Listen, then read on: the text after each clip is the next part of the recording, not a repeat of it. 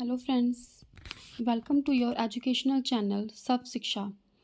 Today we will start previous year's questions of unitary approach of science pedagogy. So let's get started with question number 1. The question number 1 is the approach in the science teaching should be. Question में बोला गया है कि science teaching में जो approach है वो कैसी होनी चाहिए. ऑप्शंस दिए गए हैं इसमें. A child centred, B school centred, C curriculum centred, D teacher centred. तो गाइस इसका आंसर आ जाएगा ऑप्शन ए चाइल्ड सेंटर्ड. क्या मतलब है इसका? इसका मतलब ये है कि साइंस टीचिंग जो है हमेशा child centred, inquiry based and hands on hands चाहिए, जिसमें फैक्ट्स को रैदर दैन की बजाय क्यूरियोसिटी एंड क्रिटिकल थिंकिंग को बढ़ाने पर फोकस किया जाता है. और ये जो एक एक्टिव प्रोसेस है और ये होना भी चाहिए, क्योंकि जहाँ स्टूडेंट्स को जो इन्वेस्टिगेट, हाइपोथेसाइज एंड कंस्ट्रक्ट करेंगे knowledge through scientific methods and exploration. So the next question is question number 2. Which type of approach should be followed to teach all branches of science? Question में बोला गया है कि किस type की जो approach है वो साइंस की सभी ब्रांचेस में टीच करवानी चाहिए. ऑप्शंस दिए गए हैं इसमें. A spiral approach, B unitary approach, C self directed approach, D none of the above. तो इसका आंसर आ जाएगा guys option B unitary approach. की मीन्स यूनिटरी अप्रोच जो है वो साइंस की सभी ब्रांचेस में टीच करवानी चाहिए. क्या मतलब है इसका? इसका मतलब ये है कि साइंस की जितनी भी ब्रांचेस हैं, जैसे physics, chemistry, biology, environmental science को पढ़ाने के लिए यूनिटरी अप्रोच सबसे इफ़ेक्टिव माना गया है. बिकॉज ये जो कंसेप्ट को जोड़ता है, प्रमोट करता है एंड अपने real world relevance and foster करता है अपनी क्रिटिकल थिंकिंग को. ये जो मेथड है inquiry based learning and hands on hands laboratory experiences मिलकर स्टूडेंट्स की हेल्प करते हैं to understand coherence among different scientific fields. तो गाइस ये जो यूनिटरी अप्रोच है ये साइंस की सभी ब्रांचेस में टीच करवानी चाहिए. सो the next question is question number 3. Keeping in view the importance of teaching by dash approach, science lessons are taught as integrated science subject. Question में बोला गया है कि टीचिंग जो करवानी चाहिए वो किस अप्रोच के थ्रू करवानी चाहिए साइंस लेसन में, जो कि इंटीग्रेटेड साइंस सब्जेक्ट की तरह पढ़ाए गए हैं. ऑप्शंस दिए गए हैं इसमें. A spiral approach, B unitary approach, C both 1 and 2, D none of the above. तो गाइस इसका आंसर आ जाएगा option B unitary approach.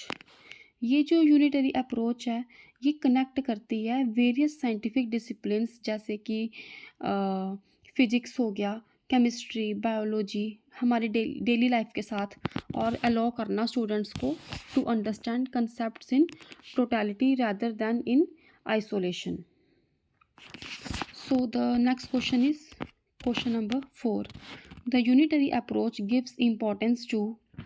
Options दिए गए हैं इसमें. A teachers dominance, B child supremacy, C parents authority, D all of the above. तो इसका आंसर आ जाएगा guys option B child supremacy. क्या मतलब है इसका? इसमें जो है वो फोस्टर करते हैं एजुकेशनल एटमॉस्फेयर को to value their input and promote करना उनकी एक्टिव एंगेजमेंट को एंड लर्निंग प्रोसेस को मीनिंगफुल एंड इफ़ेक्टिव बनाना. तो ये था इसका answer child supremacy. So the next question is question number 5. Process approach of teaching science is also called as. Options दिए गए हैं इसमें. A learner centred approach, B teacher centred approach, C both learner and teacher centred, D all of the above. तो इसका answer आ जाएगा guys option B teacher centred approach. Friends इसको science process skill approach भी बोला जाता है, और इसको हम आइडेंटिफाई कैसे करते हैं. हम इसको आइडेंटिफाई करते हैं बाय जैसे SAPA। क्या मतलब है इसका? इसका मतलब ये है कि साइंस अ प्रोसेस अप्रोच। इसको जो है हम scientific method approach and inquiry approach से भी जानते हैं, और ये डेवलप करता है स्टूडेंट्स के स्किल्स को by observing, measuring, hypothesising over more content memorisation. So the next question is question number 6.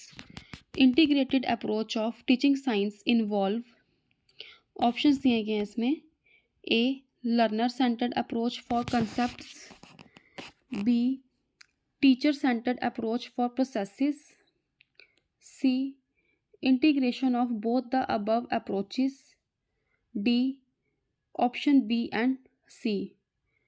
तो गाइस इसका आंसर आ जाएगा option C, integration of both the above approaches. Above approaches means एक तो आ गया learner centred approach for concepts. क्या मतलब है इसका? इसका मतलब ये है कि ये जो है ब्रेक डाउन करता है बैरियर्स को बिटवीन सब्जेक्ट्स लाइक जैसे फिजिक्स हो गया, केमिस्ट्री हो गया, बायोलॉजी हो गया, to teach concepts holistically, linking them to real world context and fostering skill development. तो गाइज ये था learner centred approach for concepts. उसके बाद आ जाएगा second teacher centred approach for processes. इसका मतलब ये है कि ये जो है एक ट्रेडिशनल एजुकेशनल मेथड है जहाँ इंस्ट्रक्टर जो है वो एक्ट करता है as a primary authority expert, और ये जो सोर्स है नॉलेज का ये लीड करता है structured one way of flow of information. तो गाइज ये जो दोनों थे अबव अप्रोचेस ये हैं integrated approach of teaching science. So the next question is question number 7। Integrated science kit was develop by, options दिए गए हैं इसमें, A diets, B quarterly, C NCERT, D directorate of education. तो इसका answer आ जाएगा option C NCERT। Now next question is question number 8. Mrs. Patel, principal of a school XYZ, is keen about integrated approach to teaching of science rather than teaching different disciplines separately.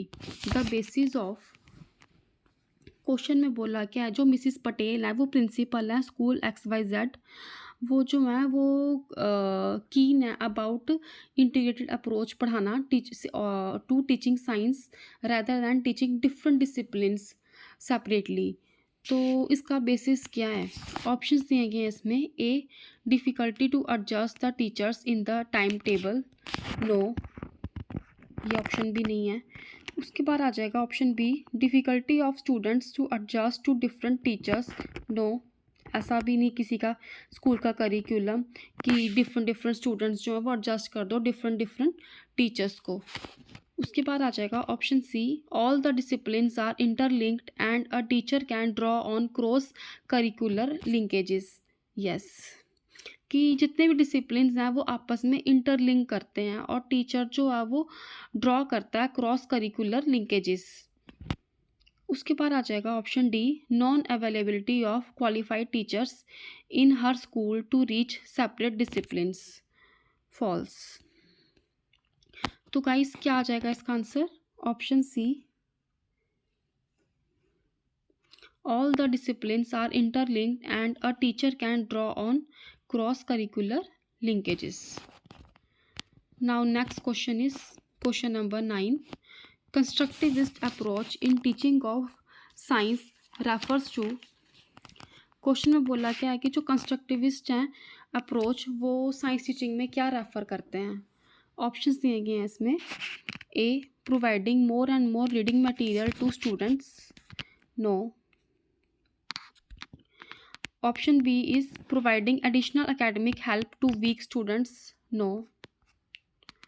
Option C is applying different mathematical formulae in solving problem, no.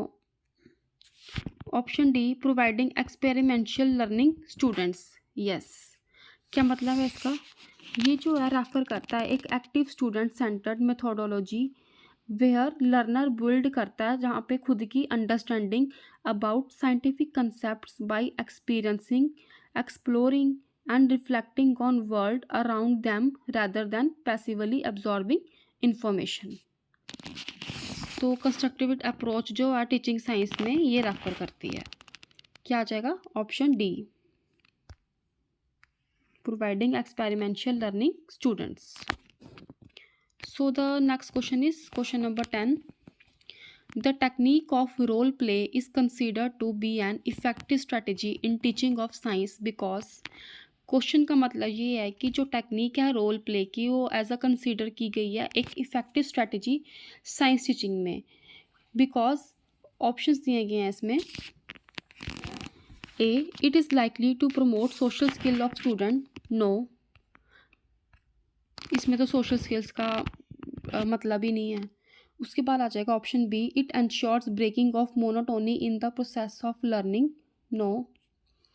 Option C is it ensures better understanding of one's role in real life.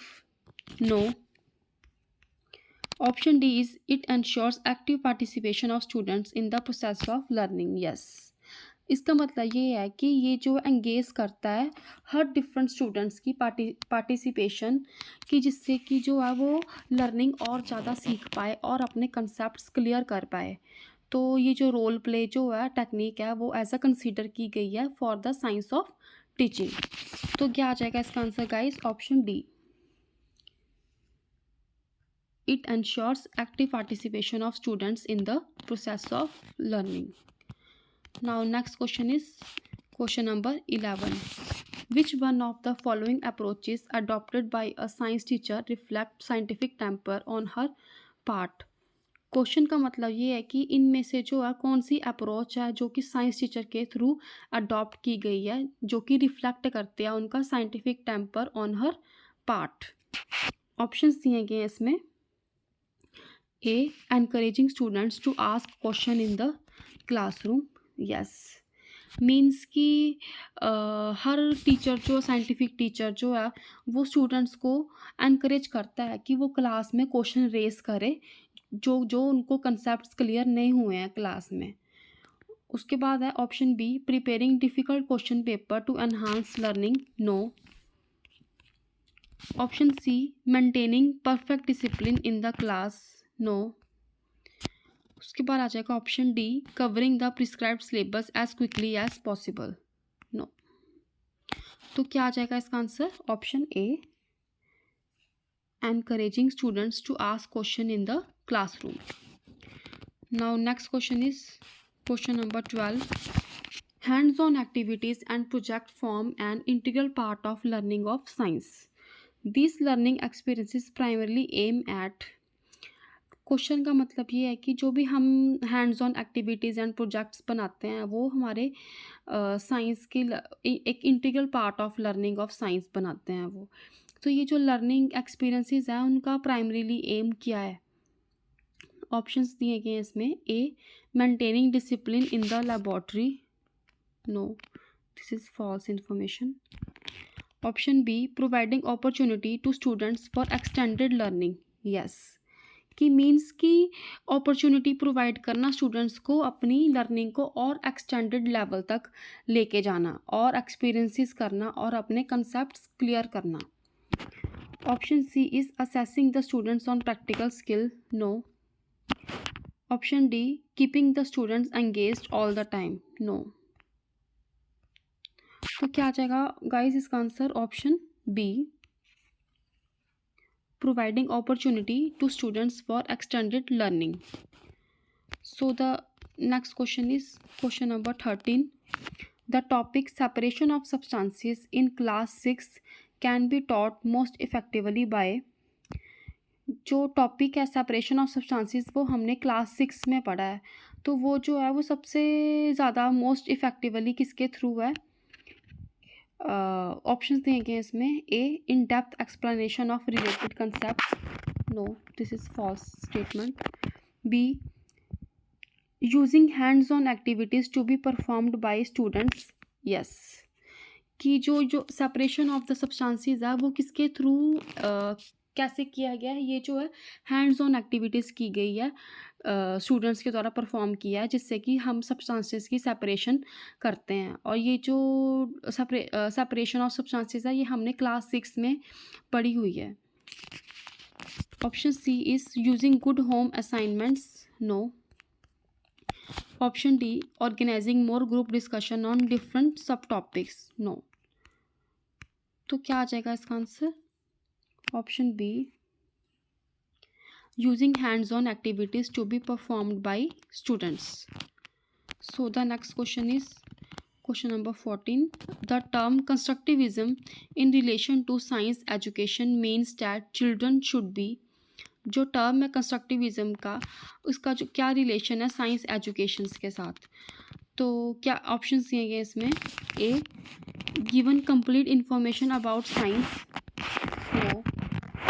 B actively involve in the process of learning science, yes. Option C discourage to false questions in the classroom, no. D given latest information on scientific development, no. तो क्या आ जाएगा इसका answer? Option B actively involve in the process of learning science. ये जो है term constructivism in relation to science educations, ये जो children should B means actively involve in the process of learning science. तो क्या था इसका आंसर? Option B. तो गाइस ये थे आज के मेरे मोस्ट इम्पॉर्टेंट क्वेश्चंस। फिर मिलेंगे हम और नए टॉपिक और नए क्वेश्चंस के साथ। Thank you.